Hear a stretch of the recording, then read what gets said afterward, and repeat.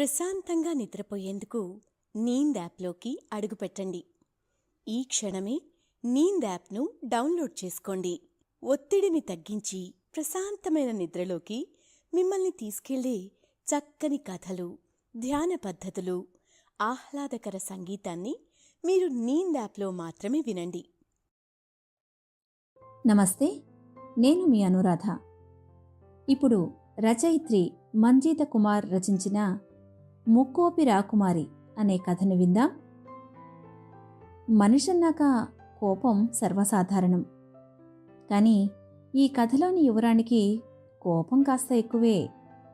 రాజు తోల్చుకుంటే కొరడా దెబ్బలకు కొదువా అని రాకుమారికి కోపం వస్తే ఇంకేమైనా ఉందా? రాజ్యం మొత్తం అల్లాడిపోదు. మరి ఈ కథలో ముక్కోపి రాకుమారి ఏం చేసిందో విందామా?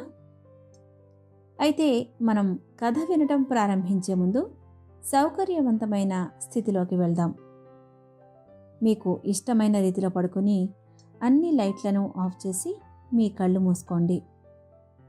నెమ్మదిగా గాలి పీలుస్తూ పూర్తిగా లోతైన శ్వాస తీసుకుని వదలండి. ఈ ప్రపంచాన్ని, ఇవాల్టి జ్ఞాపకాలను మెల్లగా పక్కకు నెట్టి క్రమంగా నిద్రలోకి జారుకునే సమయమిది. మరోసారి నెమ్మదిగా గాలి పీలుస్తూ లోతైన శ్వాస తీసుకుని మీ శరీరంలోని ఒత్తిడిని బయటకు వదిలివేయండి. ఇప్పుడు మీరు చేయాల్సిందల్లా విశ్రాంతి తీసుకోవడం, సేద తీరడం, మునుపటి స్థితికి రావటం. మీరిప్పుడు మంచం మీద ఉన్నారు. రోజువారీ అలసట నుంచి మీ శరీరం విశ్రాంతి తీసుకుంటున్నట్లుగా మీకు అనిపిస్తుంది. కాళ్ల నుంచి మొదలుపెట్టి మీ అవయవాల్లోని ఒత్తిడిని ఒక్కొక్కటిగా బయటకు పంపించేయండి. మీకోసం అవన్నీ రోజంతా చాలా కష్టపడ్డాయి కాబట్టి వాటికి విశ్రాంతి తీసుకునే అర్హత ఉంది. ముందుగా మీ పాదాల్లో మొదలైన విశ్రాంత అనుభూతి క్రమంగా మీ మోకాలి క్రింది భాగానికి చేరుతుంది. అక్కడి నుంచి మోకాళ్లలోకి ప్రవేశిస్తుంది. ఇప్పుడు మీ కాలి ఎగువ భాగాన్ని విశ్రాంతి తీసుకోనివ్వండి. ఈ విశ్రాంత అనుభూతి క్రమంగా మీ పొత్తి కడుపు నుంచి వెన్నెముక మీదుగా ఎగువ వీపు వరకు వచ్చి తరువాత ఛాతీలోకి ప్రవహిస్తున్నట్లుగా గుర్తించండి. అక్కడి నుంచి మీ భుజాల్లోకి, తరువాత చేతుల్లోకి, చివరిగా వేలి కొనల వరకు వెళ్తున్నట్లుగా అనుభూతి చెందండి. ఆపై మీ మెడ, తల, ముఖం వరకు ఆ అనుభూతి ప్రవహిస్తుంది. ఇప్పుడు మీ శరీరం మొత్తం ప్రశాంతంగా, రిలాక్స్డ్గా నిద్రకు సిద్ధంగా ఉంది. త్వరలో మీరు చక్కని నిద్రలోకి జారుకుంటారు. డ్రీమ్ ల్యాండ్లో ప్రశాంతంగా ప్రయాణిస్తారు. ఈ ప్రయాణం ఉదయం వరకు కొనసాగుతూ ఉంటుంది. కాబట్టి మీరు కథను వింటున్నప్పుడు మీ శ్వాసను కూడా అనుసరించండి. అద్భుతమైన నిద్ర అనుభవం కోసం మీ శరీరం మొత్తానికి విశ్రాంతినిస్తూ స్థిరంగా ఉండండి. ఇప్పుడిక కథలోకి వెళ్దాం. అనగనగా మహోత్తమపురి అనే మహా సామ్రాజ్యం. ఆ సామ్రాజ్యానికి మహారాజు శ్రీ శ్రీ శ్రీ ధర్మోదత్తుడు, మహారాణి శ్రీమతి చిద్విలాంబ. వీరికి పెళ్ళై 10 ఏళ్లు కావస్తున్నా ఇప్పటికీ సంతానం మాత్రం కలగలేదు. దీంతో రాజదంపతులు చెయ్యని పూజ లేదు, వెళ్ళని గుడి లేదు. ఎంతోమంది సాధు పుంగవులను కలిశారు. వారు చెప్పిన యజ్ఞ యాగాదులు చేశారు, ఉపవాసాలు ఉన్నారు, దాన ధర్మాలు చేశారు. అయినా కూడా వారికి సంతాన భాగ్యం కలగలేదు. దీంతో రాజదంపతులకే కాదు, రాజ్యంలోని ప్రజలకు కూడా బాధగా ఉండేది. ఇదిలా ఉండగా ఒకసారి మహోత్తమపురి రాజ్యానికి ఒక సన్యాసి వచ్చాడు.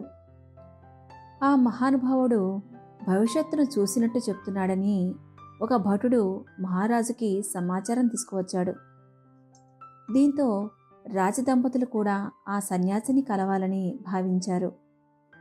తమ సంతానం గురించి ఆ మహానుభావుడు ఏదైనా శుభవార్త చెబుతాడేమోనని ఆశించారు. వెంటనే మహారాజు, మహామంత్రి, సన్యాసిని మేము కలువ కోరుతున్నాం, ఈ మేరకు ఏర్పాట్లు గావించండి అని అన్నాడు. చిత్తం మహారాజా, తప్పకుండా అన్నాడు మహామంత్రి యద్భావనుడు. మహారాజు మహారాణి ప్రయాణానికి అన్ని ఏర్పాట్లు చేశారు. దారి పొడవునా ప్రజలు రాజదంపతులకు జయజయధ్వానాలు చేశారు. తమను కన్న బిడ్డల్లా చూసుకుని మహారాజు మహారాణిలపై పూలవర్షం కురిపించారు. అలా వారిని చూస్తూ ఆనంద పరవశురాలయ్యింది మహారాణి. కాసేపటి తర్వాత సన్యాసి ఉన్న మహావృక్షం వద్దకు చేరుకున్నారు ధర్మోదత్తుడు, చిద్విలాంబ. ఎంతో ప్రశాంత వదనంతో ధ్యానముద్రలో ఉన్న బాల సన్యాసిని చూసి వారు ముచ్చటపడ్డారు. మహారాజా, ఈ కుసుమ కోమాల బాలుడా సన్యాసి ఎంత ముచ్చటగా ఉన్నాడు అంది చిద్విలాంబ. అవును దేవి, పట్టుమని 25 కూడా లేనట్టున్నాయి. పైవాడి అపార కరుణ ఈ బాల సన్యాసిపై ఉన్నట్లుంది అన్నాడు ధర్మోదత్తుడు. ఈలోగా మహారాజు మహారాణి వచ్చిన సందేశాన్ని బాల సన్యాసికి అందించాడు సైనికాధ్యక్షుడు సత్సంగుడు. కళ్ళు తెరవకుండానే చిరుమందహాసం చేశాడు బాల సన్యాసి. అతడి పేరు ఎవరికీ తెలియదు. అసలు అతడు ఎక్కడి నుంచి వచ్చాడో, ఎక్కడికి వెళ్ళబోతున్నాడో కూడా ఎవరికీ తెలియదు. ఒక వేకువజామున చూసేసరికి చెట్టు కింద ధ్యానముద్రలో కనిపించాడు. అంతే.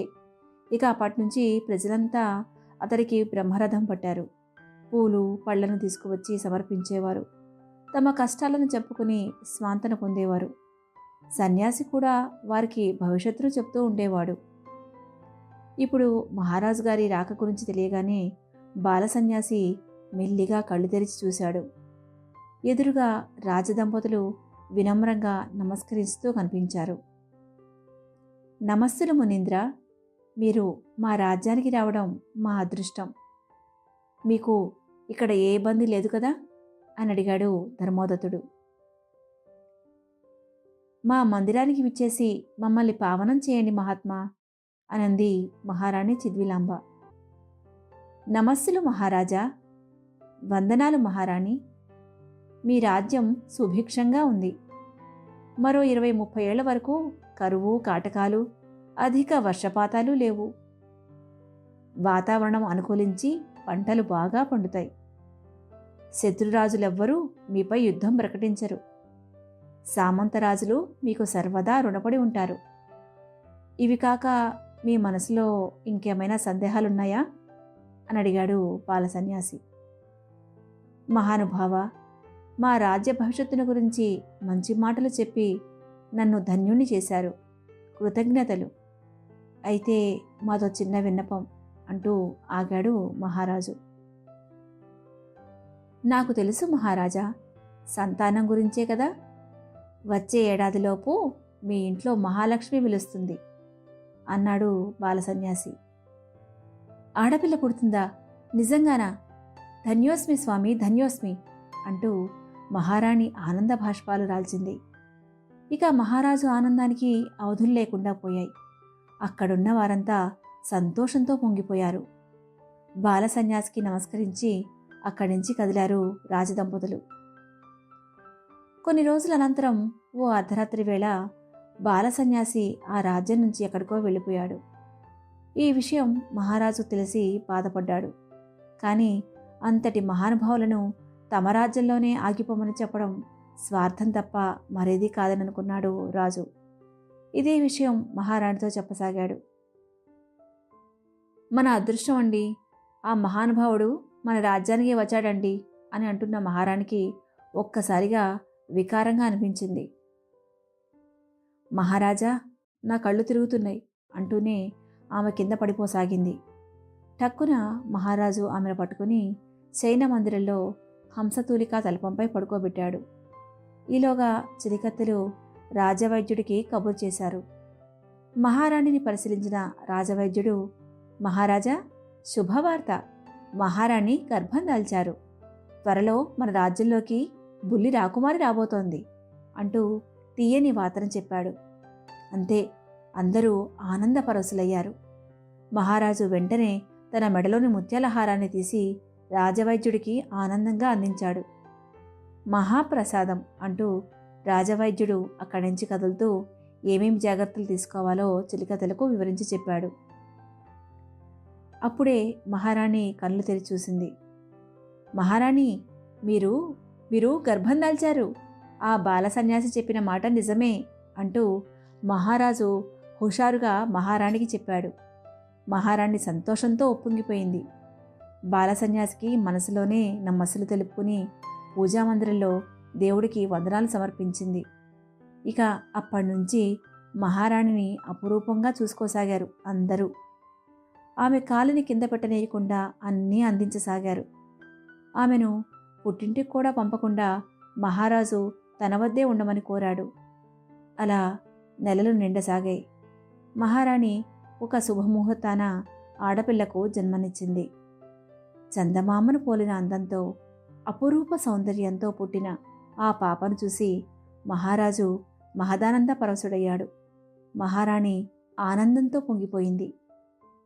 ఆ చిన్నారికి అలకనంద అని నామకరణం చేశారు. అలకనంద పుట్టినప్పటి నుంచి మహారాజు దంపతులు ఆ చిన్నారితోనే ఎక్కువగా గడిపేవారు. అసలే లేక పుట్టిన పాప, ఆపై రాకుమారి, ఇంకేమైనా ఉందా? ఆమె ఆడిందే ఆట, పాడిందే పాటగా రోజులు సాగాయి. అలకనంద 5 ఏళ్ల వయసుకు వచ్చింది. ఆమె చెప్పింది ఎవరన్నా వినకపోయినా, అడిగింది ఇవ్వకపోయినా అలకనందకు విపరీతమైన కోపం వచ్చేది. తమ గారాల పట్టి కోపంతో బొంగుమూతి పెడితే రాజదంపతులు మురిపెంగా చూసేవారు. క్షణాల్లో ఆమె అడిగింది చేసేవారు. కానీ అదే భవిష్యత్తులో పెద్ద తలనొప్పిగా మారుతుందని వారు ఊహించలేదు. అలా అలకనందకు యుక్త వయసు వచ్చింది. ఒకరోజు అలకనంద తన గదిలోని వస్తువులన్నిటినీ చెల్లాచెదురుగా పారవేయసాగింది. ఎవ్వరి మాట వినడం లేదు. దీంతో చెలికత్తెలు మహారాణికి ఈ విషయం తెలియజేశారు. అప్పుడు చిద్విలాంబ స్వయంగా కూతురి మందిరానికి వచ్చింది. ఏమైంది తల్లి, ఎందుకు నీకు కోపం వచ్చింది? ఎవరిపైన నీ ఆగ్రహం చెప్పు అంటూ ప్రేమగా అడిగింది. నేను అడవిలో వేటకు వెళ్తానంటే వెళ్ళకూడదని అంటోంది నా చెలికత్తె. ఆమెపైనే నా కోపం అంది అలకనంద. వేటకు వెళ్తావా? ఎందుకమ్మా అంటూ దగ్గరికి రాబోయింది చిద్విలాంబ. ఇదిగో, నువ్వు కూడా వద్దని వారిస్తున్నావు, అందుకే నాకు కోపం అంటూ చేతికొచ్చిన వస్తువులన్నీ విసరసాగింది. ఆగాగు, ఇప్పుడేం చేయమంటావో చెప్పు తల్లి అంది చిద్విలాంబ కూతురి కోపాన్ని తట్టుకోలేక. నన్ను వారించిన తెలిగెత్త చేతులను తెగ నరకాలి, ఇదే ఆమెకు శిక్ష అంది అలకనంద. అంతే, ఆ మాటకు అక్కడున్న వారంతా బిత్తరపోయారు. మహారాణి నిశ్రేష్ఠురాలయ్యింది. అలకనందా, నువ్వేం మాట్లాడుతున్నావో తెలుస్తోందా? ఇంత చిన్నదానికే చేతులు నరికేయాలా? ఆమె కూడా ఒక మనిషిని గుర్తించు. నీ దగ్గర పనిచేస్తోంది కదా అని బానిసలా చూడకు, తప్పు అంటూ హితబోధ చేయబోయింది తల్లి చిద్విలాంబ. ఓ, నా మాటకే ఎదురు చెప్తారా? అయితే నేను ఈ రాజ్యంలో ఉండను. ఇప్పుడే ఇల్లు వదిలి వెళ్ళిపోతాను. మా నాన్నగారికి సందేశం ఇవ్వండి, నేను ఇప్పుడే ఆయన్ని చూడాలి అంటూ భటులకు సూచించింది అలకనంద. విషయం మహారాజు వరకు వెళ్ళింది. కూతురి కోపం సంగతి తెలిసిన మహారాజు హుటాహుటిన అక్కడికి చేరుకున్నాడు. చెలికత్త చేతులను నరికిస్తానని కూతురికి నచ్చజెప్పాడు. అప్పటికి గాని అలకనంద అలక తీరలేదు. ఆ రాత్రి తోటలో విహరిస్తున్న మహారాజు వద్దకు మహారాణి వెళ్ళింది. మహారాజా, మన కుమార్తె ప్రవర్తన నన్ను కలవరపెడుతోంది. మాటిమాటికి అలకలు, కోపాలు. మనింట్లో అంటే పర్వాలేదు, రేపు పెళ్ళై అత్తారింటికి వెళ్ళవలసిన అమ్మాయి ఇలా ఉంటే ఎలా చెప్పండి? నాకు చాలా దిగులుగా ఉంది అంటూ వాపోయింది. నేను కూడా అదే ఆలోచిస్తున్నాను చిద్విలాంబ. చిన్న చిన్న విషయాలకే కోపం తెచ్చుకుంటోంది. మొన్న నాకు కబురు పంపింది. ఏదో రాజ్య కార్యకలాపాల్లో ఉండి రాలేకపోయాను. అంతదానికే కోపం తెచ్చుకుని నా రాజఖడ్గాన్ని ఏనుగుతో తొక్కించి ముక్కలు చేయించింది. నీకు తెలుసుగా, ఆ ఖడ్గం తరతరాలుగా మా వంశీకులకు వస్తోందని. ఇదే విషయాన్ని యువరానికి చెప్తే నేను పిలిచినప్పుడు రానందుకు దండన అని మహామంత్రి సైనికాధ్యక్షుడి ముందే అంటోంది. అందరి ముందు నా పరువు ఏం కావాలి అని బాధపడ్డాడు మహారాజు. హతవిధి, నిన్న కూరలో ఉప్పు ఎక్కువైందని వంటవాడితో కిలో ఉప్పు బలవంతంగా తినిపించింది. మొన్న తోటలో పువ్వేదో వాడిపోయిందని తోటమాలిని పనిలోంచి తీసేసింది. చెలికత్త సమయానికి రాలేదని ఆమెను రాజమందిరిలో నుంచి వెలివేసింది. తాను కనిపించిన వంగి నమస్కరించలేదని భటుడిని చీకటి గుహలో వేయించింది. ప్రశాంతంగా నిద్రపోయేందుకు నీంద్ యాప్లోకి అడుగుపెట్టండి. ఈ క్షణమే నీంద్ యాప్ను డౌన్లోడ్ చేసుకోండి. ఒత్తిడిని తగ్గించి ప్రశాంతమైన నిద్రలోకి మిమ్మల్ని తీసుకెళ్లే చక్కని కథలు, ధ్యాన పద్ధతులు, ఆహ్లాదకర సంగీతాన్ని మీరు నీంద్ యాప్లో మాత్రమే వినండి. వింజామర్లు సరిగ్గా పనిచేయట్లేదని పనివారికి కొరడా దెబ్బలు కొట్టించింది. ఇలా చెప్పుకుంటూ పోతే కోకలలు అంటూ మహారాణి తల పట్టుకుంది. ఇవాళ చూశారుగా ఎంత రచ చేసిందో. ఆడపిల్ల మరీ ఇలా మంకుపడుతూ ఉంటే ఎలా? పెళ్లి సంగతి తర్వాత ముందు మన రాజ్యాన్ని ఎలా పాలిస్తుంది? యువరాణి అంటే ఎంత సహనం, ఓర్పు ఉండాలి. ఆడపిల్లలకు సహజంగా ఉండే ఏ లక్షణమూ లేదంటే నమ్మండి. ఇన్నేళ్లు సంతానం లేదని బాధపడ్డాం. ఇప్పుడు ఇలాంటి సంతానం ఉందేంటానని బాధపడుతున్నాం. అంతే తేడా అంటూ మహారాణి కన్నీటి పర్యంతమైంది. అలా రోజులు గడవసాగాయి.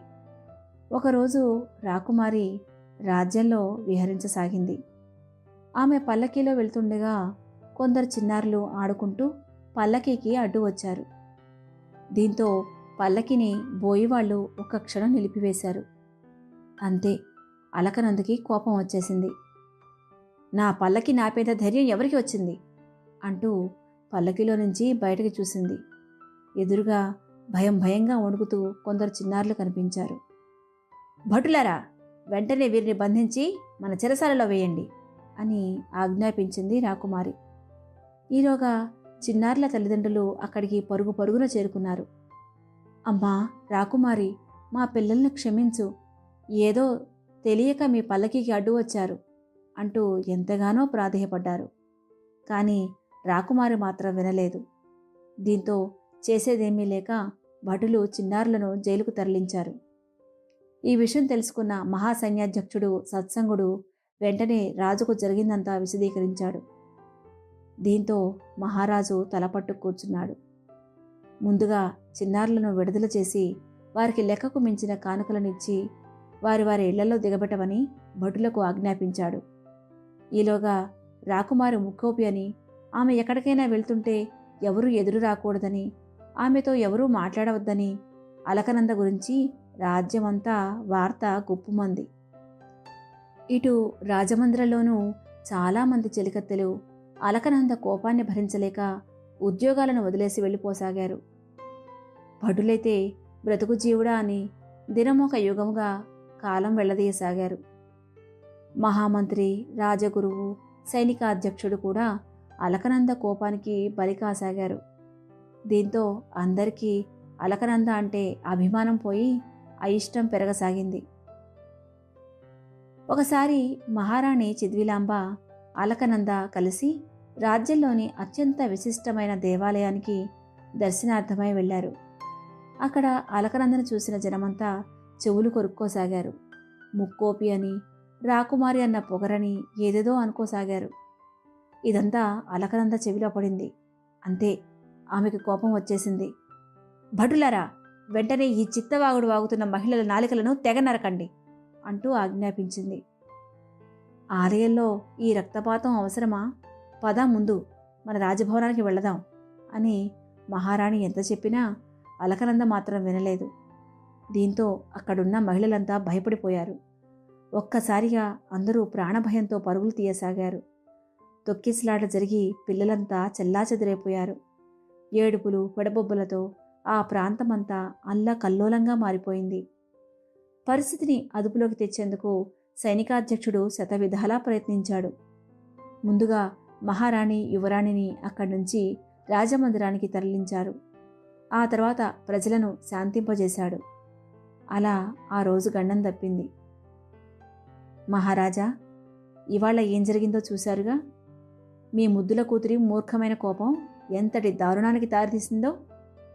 పాపం, అన్యాయంగా 2 తొక్కిసలాట్లో బలయ్యారు. ఈ కోపం తగ్గే మార్గమే లేదా? ఏదన్నా చెయ్యాలి మహారాజా. చేతులు కాలాయి, ఇప్పుడు ఆకులు పట్టుకుని లాభం లేదు. కానీ భవిష్యత్తును తలుచుకుంటేనే భయంగా ఉంది అంటూ కన్నీటి పర్యంతమైంది చిత్విలాంబ. నేను కూడా అదే ఆలోచిస్తున్నాను దేవి. మహామంత్రి, సైనికాధ్యక్షుడు, రాజగురువుతో కూడా సంభాషించాను. రాకుమారి కోపం తగ్గాలంటే ఏం చెయ్యాలో ఎవ్వరికీ అర్థం కావటం లేదు అన్నాడు మహారాజు బాధగా. రాకుమారి అంటే ప్రజల్లో అయిష్టత పెరిగిపోతోంది. రేపటి రోజు ఆమె ఈ రాజ్యాన్ని ఏలుతుందంటే ప్రజలు ఒప్పుకుంటారా? ఈ కోపిష్టి రాకుమారి మాకు వద్దు అంటూ తిరుగుబాటు చేస్తే పరిస్థితి ఏంటి? భవిష్యత్తును తలుచుకుని మహారాణి భయభ్రాంతులకు గురయింది. నువ్వు చెప్పేది నిజమే మహారాణి, ఇప్పుడేం చేద్దాం అన్నాడు మహారాజు. మనకు ఆడపిల్ల పుడుతుందని, మన రాజ్యం సుభిక్షంగా ఉంటుందని భవిష్యత్తును చెప్పిన ఆ బాల సన్యాసి ఎక్కడున్నాడో కనిపెట్టండి. బహుశా ఆయనే మనకు మార్గాన్ని చూపిస్తాడని నాకు అనిపిస్తోంది అంది మహారాణి. మీరు అన్నది నిజమే మహారాణి. వెంటనే ఆ బాల సన్యాసి జాడ కనిపెట్టమని సైనికాధ్యక్షుల వారిని ఆదేశిస్తాను. ఆయనే మనకు ఏదైనా మార్గం చూపగలరు అన్నాడు మహారాజు. ఆ తరువాత అత్యవసర సమావేశం ఏర్పాటు చేశాడు మహారాజు. తన కూతురి ముక్కోపితనానికి మందు తప్పకుండా ఆ బాల సన్యాసే ఇవ్వగలడని, వెంటనే అతను ఎక్కడున్నా తమకు తెలియజేయమని ఆదేశించాడు. మహారాజు ఆజ్ఞ మేరకు వందలాది సైనికులు దేశ నలుమూలలకు వెళ్ళి బాల సన్యాసి కోసం వెదకసాగారు. అలా ఎన్నో రోజులు గడిచిపోయాయి. కానీ బాల సన్యాసి జాడ మాత్రం తెలియలేదు. ఈలోగా ముకోపి రాకుమారి తనకు కోపం వచ్చినప్పుడల్లా అందరినీ కఠినంగా శిక్షిస్తూ బాధించసాగింది. క్రమేపీ ఆమెకు ఎదురుపడేందుకే మనుషులు జడవసాగారు. రాకుమారితో ఆడుకునేందుకు, సరదాగా కబుర్లు చెప్పుకునేందుకు కూడా ఎవరూ ధైర్యం చేయడం లేదు. రాజ్యంలో కాసేపు హాయిగా విహరిద్దామంటే రాకుమారి వస్తుందన్న వార్త విని ఎవరూ ఇళ్లలోంచి బయటకు కూడా రావడం లేదు. దీంతో ఆమె ఒంటరి అయిపోయింది. తన కోపం వల్ల అందరూ తనకు దూరం అవుతున్నారని ఆమెకు అర్థమైంది. కానీ కోపం ఎలా తగ్గించుకోవాలో మాత్రం ఆమెకు తెలియలేదు. ఇదిలా ఉండగా ఓ రోజు సభ జరుగుతుండగా మహారాజు వద్దకు పరిగెత్తుకుంటూ ఒక భటుడు వచ్చాడు. మహారాజా, మహారాజా, మనం వెతుకుతున్న బాల సన్యాసి స్వయంగా మన రాజ్యానికే విచ్చేశారట. ఆయన ప్రస్తుతం మన రాజ్యానికి ఎడమవైపు ఉన్న ఈషికారణ్యంలో యోగముద్రలో ఉన్నారట. ప్రజలు తండోపతండాలుగా ఆయన దర్శనార్థం వెళ్తున్నారు అంటూ తీయని కబురు చెప్పాడు. వెంటనే మహారాజు, భళా సైనిక భళా, ఎంతటి ఆనందకర వార్తను మోసుకొచ్చావు, అందుకో ఈ స్వర్ణ హస్తభూషణం అంటూ తన చేతికున్న బంగారు ఆభరణాన్ని తీసి భటుడికి అందించాడు. దీంతో భటుడు పరమానంద భరితుడై అక్కడి నుంచి వెళ్ళిపోయాడు. మహామంత్రి, విన్నారుగా, ఇక మన ప్రయాణానికి ఏర్పాట్లు చేయండి. ఇప్పుడే, ఈ క్షణమే నేను ఆ బాల సన్యాసిని చూడవలెను అంటూ ఆదేశించాడు మహారాజు. హుటాహుటిన ఏర్పాట్లు జరిగాయి. ప్రశాంతంగా నిద్రపోయేందుకు నీంద్ యాప్లోకి అడుగుపెట్టండి. ఈ క్షణమే నీంద్ యాప్ను డౌన్లోడ్ చేసుకోండి. ఒత్తిడిని తగ్గించి ప్రశాంతమైన నిద్రలోకి మిమ్మల్ని తీసుకెళ్లే చక్కని కథలు, ధ్యాన పద్ధతులు, ఆహ్లాదకర సంగీతాన్ని మీరు నీంద్ యాప్లో మాత్రమే వినండి. ఈ వార్త మహారాణికి చేరవేయబడింది. ఆమె ఆనందానికి అవధులే లేవు. ఆగా మేఘాలపై మహారాజు దంపతులు బాల సన్యాసిని కలిసేందుకు అరణ్యానికి బయలుదేరారు. వారితో పాటు సైనికాధ్యక్షుడు, మహామంత్రి కూడా ఉన్నారు. మహారాణి, మహారాజు సన్యాసి వద్దకు వెళ్ళి నమస్కరించారు. సన్యాసి కళ్ళు మూసుకుని చిరునవ్వు నవ్వారు. ఆ తరువాత మెల్లిగా కళ్ళు తెరిచారు. మహాపురుష, మీకోసం మేము దేశమంతా గాలించాం. మీతో మాకు అత్యవసరంగా పనిపడింది అంటూ జరిగిన విషయమంతా చెప్పబోయాడు మహారాజు. మహారాజా, నాకు అంతా తెలుసు. మీ రాజ్యం సుభిక్షంగా ఉంది. మీకున్న సమస్యల్లా మీ కుమార్తె అలకనందనే కదా అన్నాడు సన్యాసి. అవును మహానుభావ, ఆమె కోపంతో అందరినీ శత్రువులుగా మార్చుకుంటోంది. ఆమె ప్రవర్తనలో మార్పు రావాలంటే, కోపం తగ్గి శాంతమూర్తి కావాలంటే ఏమి చేయాలో తెలియజేయగలరు అని వినమ్రంగా కోరింది చిద్విలాంబ. అమ్మా, మీ బాధను నేను అర్థం చేసుకోగలను. మీరు బాల్యంలో చూపిన మితిమీరిన గారాభం వల్లనే మీ అమ్మాయి ఇలా తయారైంది. నేను రాజకుమారిని, అందరూ నా మాట వినాలి, నేను చెప్పిందే శాసనం అన్నట్లు తయారైంది. ఆమె అనుకున్నది వెంటనే దక్కకపోతే కోపం నశాళానికి ఎక్కుతోంది, అంతే కదా అన్నాడు సన్యాసి రాజదంపతుల ముఖాలను పరిశీలిస్తూ. అవును స్వామి, దీనికి ఏదైనా పరిష్కార మార్గం సెలవీయండి, మాపై దయ ఉంచి అని కోరాడు మహారాజు. ముందుగా మండలం పాటు అంటే 40 రోజుల పాటు యువరాణి మౌనవ్రతం పాటించాలి. ఈ 40 రోజులు అమ్మవారి ఖడ్గమాలను పారాయణం చేయాలి. ఉదయం సాయంత్రం చన్నీటి స్నానం చేసి ఒంటిపూట భోజనం చేసి ఈ పారాయణ చేయాలి. ఇలా చేయగలిగితే మీ అమ్మాయిలో ఖచ్చితంగా మార్పు వస్తుంది. ఆ తరువాత ఆమెను యువరాణిగా పట్టాభిషేకం చేయించండి. సరిగ్గా 3 ఏళ్ల తర్వాత ఆమెను వెతుక్కుంటూ ఓ యువరాజు వస్తాడు. అతడితోనే ఆమెకు కళ్యాణం జరుగుతుంది అన్నాడు సన్యాసి. నిజంగా మా అమ్మాయిలో మార్పు వస్తుందా మహానుభావ? మీ నోటి చెలువ వల్లే వస్తే అంతకన్నా మాకు ఇంకేం వద్దు అంటూ రాజదంపతులు సన్యాసికి సాష్టాంగ నమస్కారాలు అర్పించారు. రాజమందిరానికి చేరుకున్న మహారాజు, మహారాణి కూతురిని పిలిపించారు. అమ్మా, నా తర్వాత ఈ రాజ్యం నీ సొంతం. నీకు పట్టాభిషేకం చేయాలని యోచిస్తున్నాం. అయితే నీ ముక్కోపితనంతో నువ్వు ఇచ్చే కఠినమైన శిక్షల వల్ల ప్రజలు నువ్వంటే సుముఖత చూపడం లేదు. కాబట్టి నువ్వు మారాలి. నువ్వు నమ్మినా నమ్మకున్నా నీ కోపం తగ్గాలి.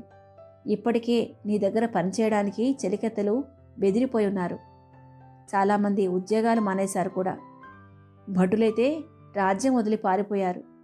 నీ ప్రవర్తన మార్చుకుంటే నీకు, మాకు, ఈ రాజ్యానికి కూడా మంచిది అంది మహారాణి కూతురి తలను నిమురుతూ. అమ్మా, నాకు అర్థమైంది. నా కోపం వల్ల ఎంతమంది బలయ్యారో. కిం కర్తవ్యం సెలవివ్వండి. ఇప్పటికే నా కోపం వల్ల నా మిత్రులకు ఎంతోమందికి దూరమయ్యాను.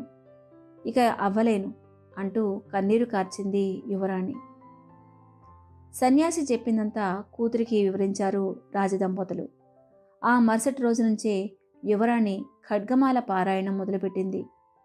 మౌనవ్రతంతో పాటు ఉపవాస దీక్షకు పూనుకుని ఎంతో నిష్టగా దుర్గాదేవికి పూజలు చేయడం ప్రారంభించింది. ఆమెలో నిజంగానే మార్పు రాసాగింది. ఓసారి పూజా సామాగ్రి తీసుకొస్తున్న చెలికత్తె పొరపాటున ఆ సామాగ్రినంతా కింద పారేసింది. అయినా యువరాణి కోపగించుకోలేదు. పైగా యువరాణి స్వయంగా ఆ సామాగ్రినంతా పైకి తీసిచ్చింది. మరోమారు యువరాణి వెళ్తున్న మార్గంలో 2 భటులు ఏదో మాట్లాడుకుంటూ పరధ్యానంలో అదే మార్గంలో వచ్చి యువరాణి ఎదుట నిలిచారు. యువరాణి కోపంతో తమకు ఏ శిక్ష వేస్తుందోనని భయంతో వణికిపోయారు. కానీ యువరాణి వారిని ఏమీ అనలేదు సరికదా. తానే పక్కకు తప్పుకొని వారికి త్రోవ ఇచ్చింది. అలా పలు సంఘటనలు జరిగాయి. యువరాణి కూడా తన కోపమే తన శత్రువున్న విషయం తెలిసి వచ్చింది. తనకెంతో ఇష్టమైన చెలికత్తెలు కూడా తన కోపానికి బలైన సంగతి గుర్తొచ్చినప్పుడల్లా ఆమె తనను తాను నిందించుకునేది. నిత్యం దైవ ఆరాధనలో గడుపుతూ ధ్యానం చేయడం కూడా ప్రారంభించింది యువరాణి. అనతి కాలంలోనే ఆమెలో చాలా మార్పు కనిపించింది. మెల్లిమెల్లిగా ఆమె పూర్తిగా మారిపోయింది. సన్యాసి చెప్పిన గడువు ముగిసిపోయింది. అమ్మా అమ్మా అంటూ పరుగు పరుగున యువరాణి మహారాణి వద్దకు వచ్చింది. అబ్బా, ఎన్ని రోజులైన తల్లి నీ తీయటి స్వరం వెనక అంటూ సిద్విలాంబ కూతురిని ప్రేమగా ఆలింగనం చేసుకుంది. నీ గొంతు వింటుంటే అమృతగానం చేసినట్లు ఉంది తల్లి అంటూ మహారాజు కూతురిని దగ్గరికి తీసుకున్నాడు. ఏమ్మా, ఇప్పుడు నీకు ఎలా ఉంది? ఏదైనా మార్పు వచ్చినట్లు అనిపిస్తోందా అని అడిగారు రాజదంపతులు. జీవితమే మారిపోయినట్లు ఉంది తండ్రి గారు. ఇన్ని రోజులు ఎంత మూర్ఖంగా ప్రవర్తించానో తలుచుకుంటేనే సిగ్గుగా ఉంది. నన్ను మన్నించండి. మిమ్మల్ని, మన రాజ్య ప్రజలను ఎంతగానో బాధపెట్టాను అంటూ తలదించుకుంది యువరాణి. అలా అనకు తల్లి, ఇందులో నీ తప్పు ఎంత ఉందో మా తప్పు అంతే ఉంది. సరే, ఇప్పుడంతా ఎందుకు గాని వచ్చే వారమే నీకు పట్టాభిషేకం. సిద్ధంగా ఉండండి మహారాణి గారు అన్నాడు నవ్వుతూ మహారాజు. ఈ వారం రోజుల్లో యువరాణి రాజ్యమంతా కలేదిరిగింది. తాను మారినట్టు ప్రజలకు తెలియజేసింది. రాజ్య ప్రజలతో మమేకమై వారి కష్ట నష్టాలను స్వయంగా తెలుసుకుంది. చిన్నారులతో కలిసి హాయిగా ఆడుకుంది. అందరితో నవ్వుతూ నవ్విస్తూ కలిసిపోయింది. దీంతో ఆమెకు ఎంతో ఇష్టమైన చిలికత్తెలు మళ్ళీ ఆమె మందిరంలో పనికి చేరారు. అలకనంద ఆనందానికి హద్దులే లేకుండా పోయాయి. అనుకున్నట్టుగానే ఒక శుభముహూర్తాన అలకనందను ఆ రాజ్యపు మహారాణిగా పట్టాభిషిక్తురాల్ని చేశారు. అలకనందాదేవికి జైహో అంటూ ప్రజలు ఆనంద నినాదాలు చేశారు. సన్యాసి చెప్పినట్టుగానే అనతి కాలంలోనే ఒక యువరాజు అలకనందను మెచ్చి ఆమెను వివాహం చేసుకోవడానికి వచ్చాడు. అలా అలకనంద వివాహం అత్యంత వైభవంగా జరిగింది. కథ సమాప్తం. నేస్తాలు, విన్నారుగా ఈ కథను. కోపం వల్ల ఎన్ని అనర్థాలో. అందుకే పెద్దలన్నారు, తన కోపమే తన శత్రువు అని. అందుకే కోపాన్ని తగ్గించుకునే ప్రయత్నం చేయండి. ధ్యానం, ఉపాసన చేయండి. ఇక సెలవా మరి. శుభరాత్రి.